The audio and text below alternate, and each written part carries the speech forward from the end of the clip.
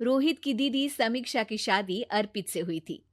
रोहित 20 साल का था जो कि अपना पूरा दिन मोबाइल पर ही निकालता था।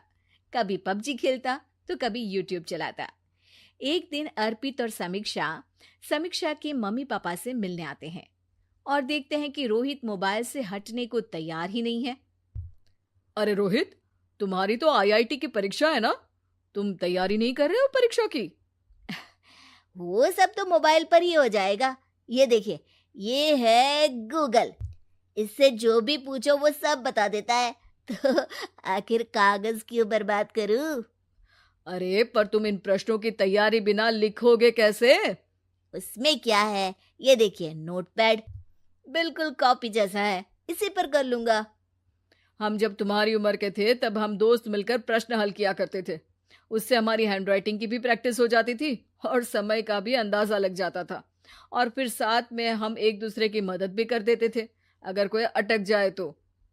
आपका जमाना अलग था जीजा जी। अभी जमाना फास्ट और स्मार्ट हो गया है। जमाना क्या, अब तो फोन भी स्मार्ट हो गया है। समय के साथ बदलना पड़ता है जीजा जी।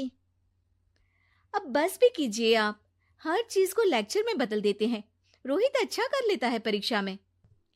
इतने में अर्पित के सास ससुर जी आ जाते हैं हॉल में और अर्पित इस बारे में बात नहीं करता।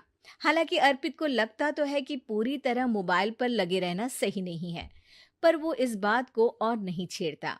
ऐसे ही 2 दिन निकल जाते हैं। समीक्षा, मुझे काम से फोन आया था, मुझे वापस काम पर लौटना पड़ेगा।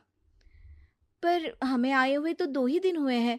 अभी चले गए तो माँ और पापा को अच्छा नहीं लगेगा ना। अच्छा ठीक है, तुम रुक जाओ, मैं काम खत्म करके फिर लौट आऊंगा।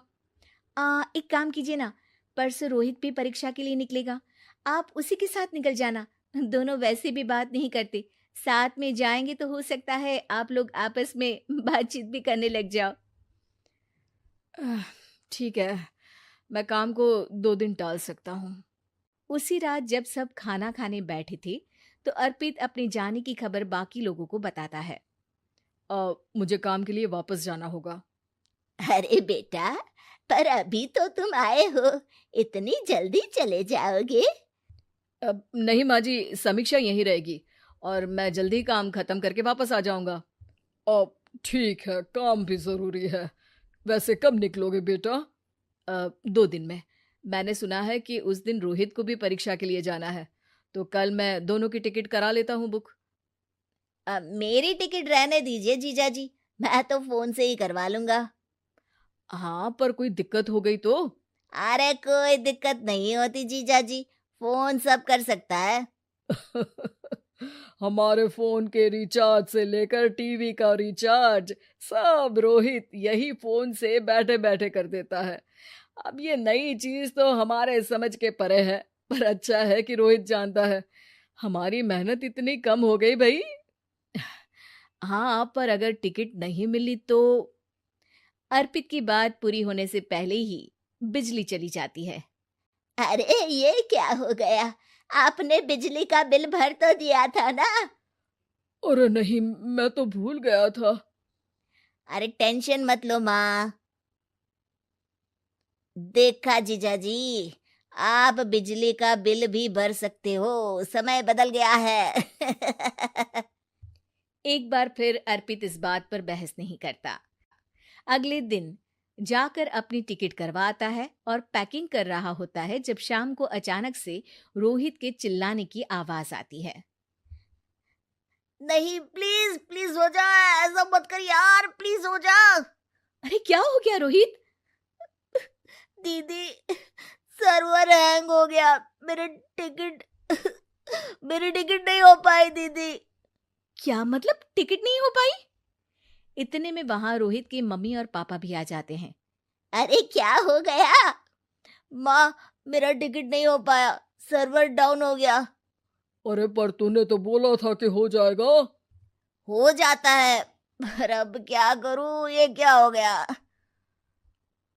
अब कल की तो कोई बस भी नहीं है, ना ही अब टिकट मिलेगी ट्रेन की कल के लिए।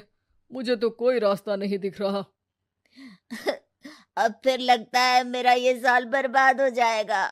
घर पर एकदम से दुख का माहौल छा जाता है और सब रोहित को डांटते हैं, पर इतने में अर्पित वहां आ जाता है। आप सब रोहित को क्यों डांट रहे हैं? आपने ही तो उसे बढ़ावा दिया था ना। लेकिन इसकी लापरवाही के कारण इसकी परीक्षा छूट जाएगी। इसने तो हमसे कहा था कि टिकट हो जाएंगे। हे भगवान, अब क्या होगा? चिंता करने की कोई बात नहीं है। मैंने एक एक्स्ट्रा टिकट करवा ली थी। मैं समझता हूँ कि मोबाइल हमारा ही काम आसान करने के लिए है, पर उस पर ही पूरी तरह से निर्भर होना तो गलत बात है ना। रोहित टिकट को देखकर बहुत खुश हो जाता है और जोर से जाकर अपने जीजाजी के गले लग जाता है। सॉरी जीजाजी, मुझे आपकी बात ध्यान से सुननी चाहिए थी, पर थैंक यू सो मच। हाँ बेटा, तुमने तो इसका भविष्य बचा लिया।